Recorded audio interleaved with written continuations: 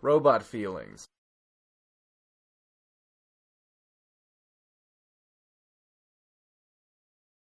Okay, welcome to part 3 of LEGO Batman 2 Let's Play. I am Harrison, joining me is Mike. Hello. And so this part of the game is where they teach you how to drive in the overworld. So we're going to spawn the Batmobile. Yes. And... or I can get the Batbike. I'm going to get the Batmobile. I think you might be able to spawn your own vehicle too. I just watch you drive. Yeah, you can just... I think what you have to do right now is destroy some statues just to get used to the weapon system. Okay. That you never use. Okay. I don't know if you can get it. I think it's single... Here, you try spawning a vehicle. Try spawning Robin's motorcycle. Let me get that motorbike. Get that motorbike. Oh yeah, cool. So you can drive around with me. Sweet. And for me at least, it's press B to activate the weapons. And we're going to destroy these penguin statues. Okay.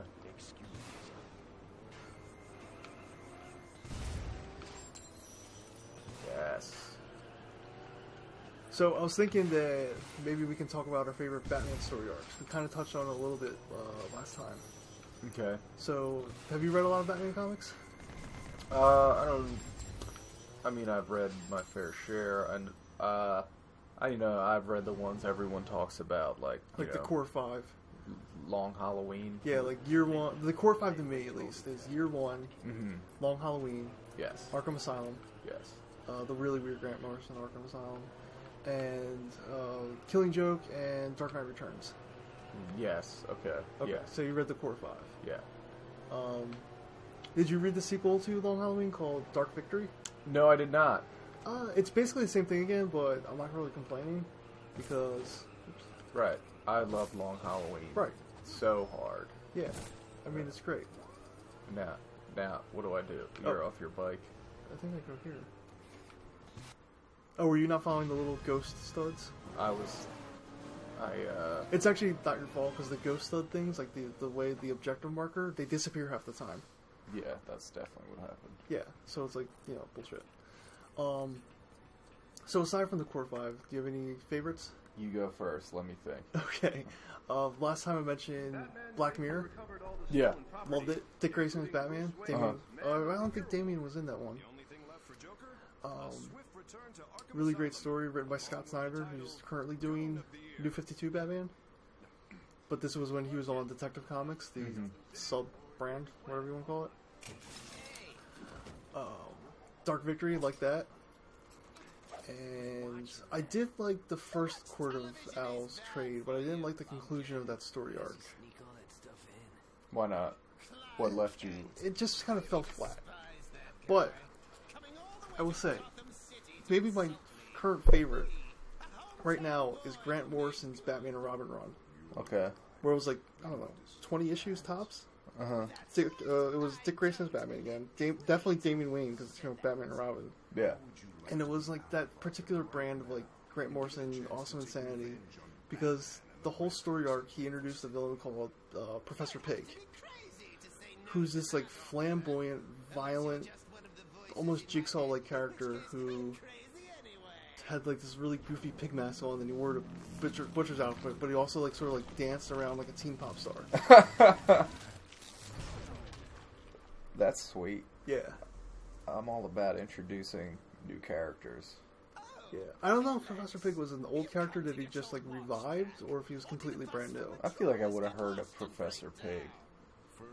Yeah, I mean, so I'm all about I'm alliteration. inclined to think that he invented that character, but I could be wrong.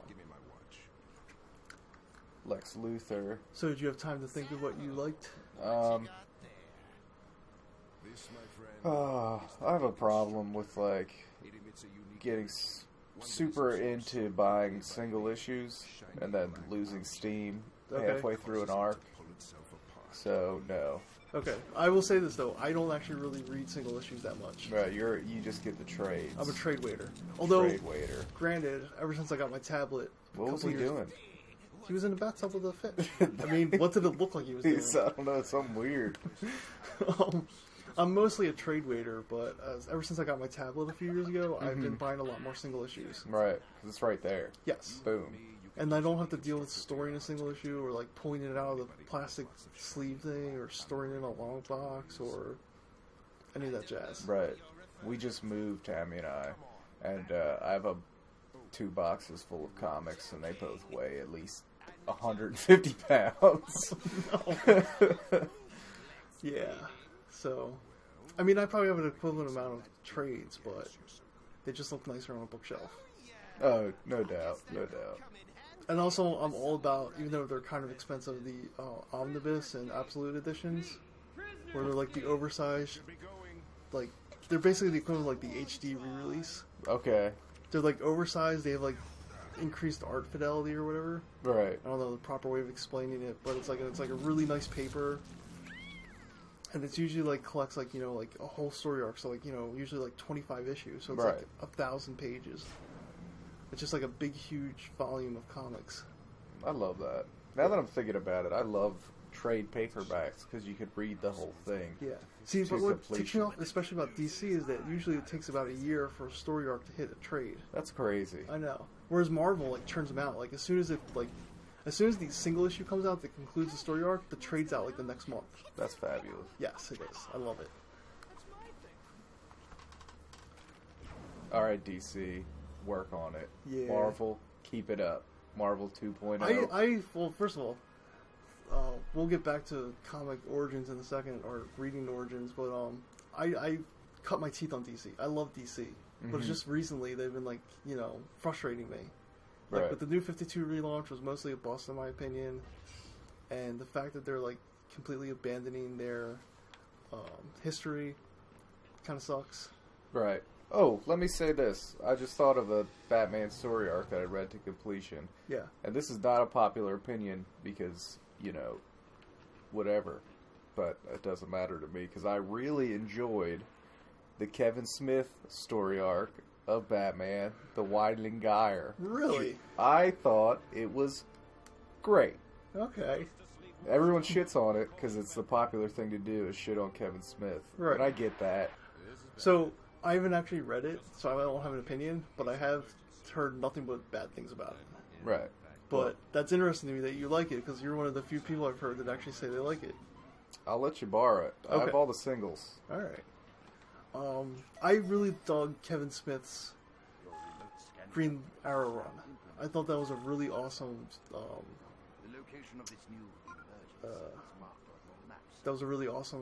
run he had, and he like really like made Green Arrow awesome. Right.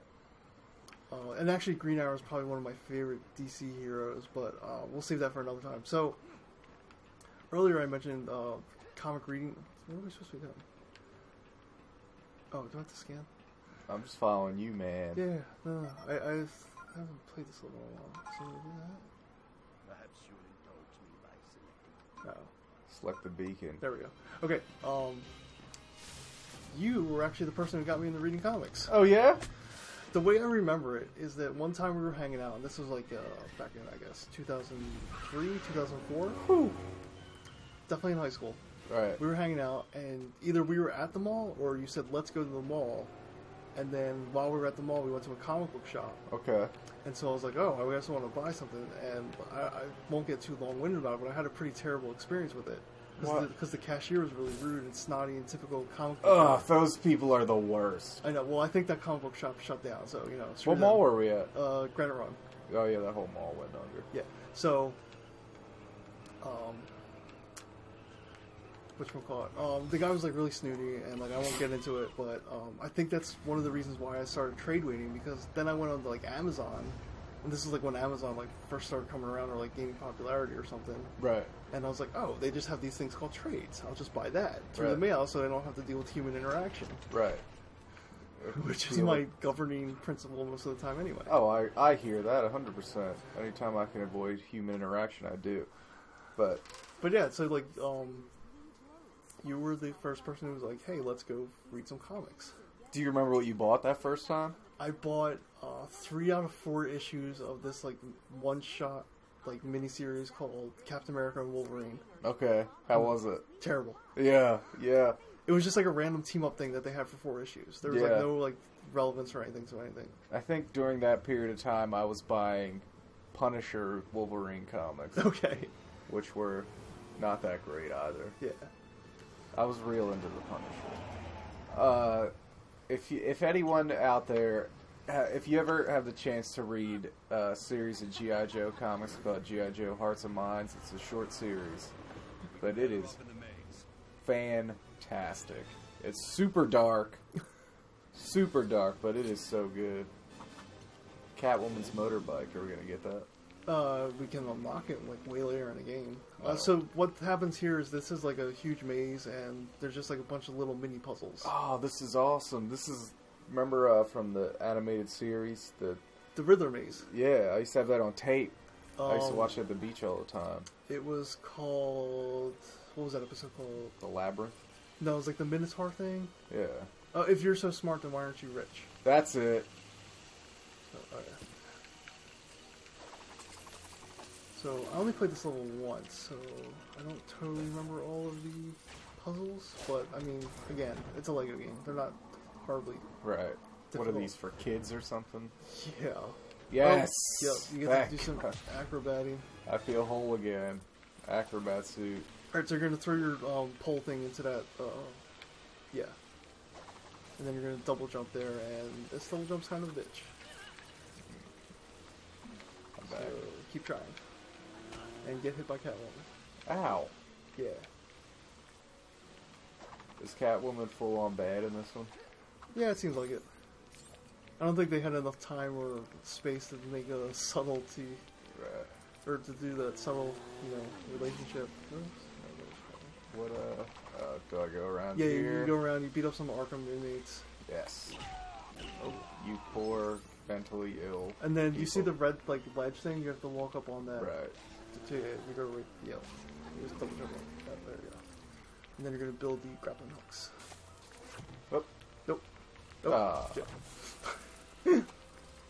Bees build, right? Yeah. Gotta be closer, I guess. You gotta be, right on top of it. Don't fall. There you go. Here we go. You gotta build both of them so I can grapple jump. There we go. Awesome. Watch your back. Oh, I got it. Catwoman's on the attack. And then I get my power suit, Yes. and I can destroy this big ass Lego statue thing. So what were we talking about? The reading origins. Yeah. So yeah, once I had that experience with the snotty clerk, then I started just reading trades. Yeah, like one bad experience, like when you're just starting out, can ruin you. Yeah, absolutely. 100% can ruin you, and that's why for so long I was like, no, I don't really like single issues. I mean, now I kind of like it, because right now, like, the main series I collect from single issues is Hawkeye, Matt Fraction's Hawkeye. Because it's great. Because it's amazing. It might be the greatest. It's yeah, I don't know if it was this part or last part where I mentioned the omnibus editions. But I guarantee that's going to get an omnibus edition. Yeah. It's going to get like this big, oversized, awesome edition. I'm definitely getting that. Yeah. Oh, man. I mean, I'm more, like, you love every issue. Yeah. Well, except for the 2 solo issues where they did the backstory of Barney Barton, and that killer dude. Yeah. The clown killer guy. Yeah. Aside from those 2 back issues, or those 2 solo issues, or side issues, whatever you want to call them, I love every issue. Right. I love them all, but the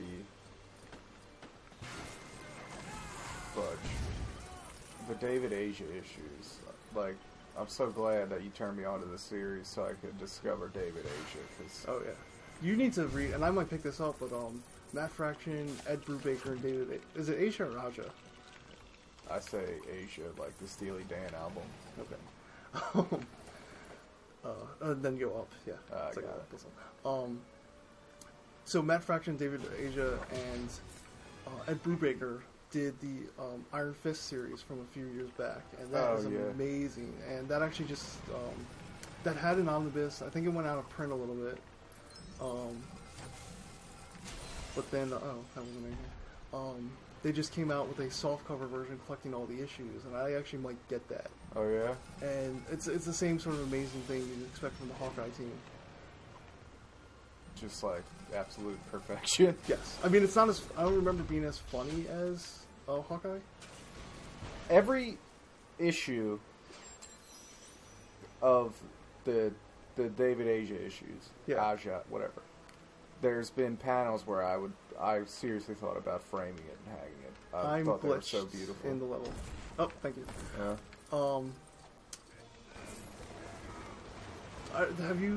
Are you all caught up? No. Because now in the series, Clint and Kate Bishop are split up a little bit, so now they have a different artist doing the Kate issues. Oh yeah. And she's awesome too. Oh, it's a female artist? Yeah. Oh, I love that. And she is just as good an artist, I think, as David Aja. Or Aja. And there's... I think every issue, there's times where I'm just, like, cackling in laughter. Right. And, like, I have to put the book down because it's so fun. Lego water can be frozen. Yeah, you're gonna get an ice suit in a second. Wait, this is not a Marvel game. This is a Batman game. Of course. So I need to go back and get the... Oh, I can go up here. I need to get the sonar suit. Oh, you have to come here. You have to grapple. Alright. So what were we talking about before? Jeez, what were we talking about before this? Comic book shop. Origins. Rude people. Rude people. I forget. Jump! Oh, here we go. There we go. What's this? Nope. Make it. I need to get... Oh, there's my sonar suit. Okay. Just following you. Yeah. Oh, we're gonna get superhero status too. That's pretty nice. What? I remember I bought the first ever box set of Batman the Animated Series. Hell yeah! And then I let my friend's cousin borrow it, and I haven't seen it since. No. Okay, so you're gonna want to come over here, and you're gonna hit B and freeze this water stream, and they're gonna die. Oh. Yeah.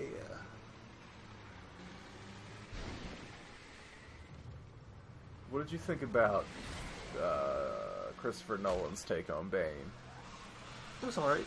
I mean, I think that like those movies are amazing. Mm-hmm. I think there's some problems in each movie. Right. They're not perfect. I also think that people overestimate the fact that it's just a take on Batman. It's not the definitive version of Batman. Right. So like... Oh, we did it.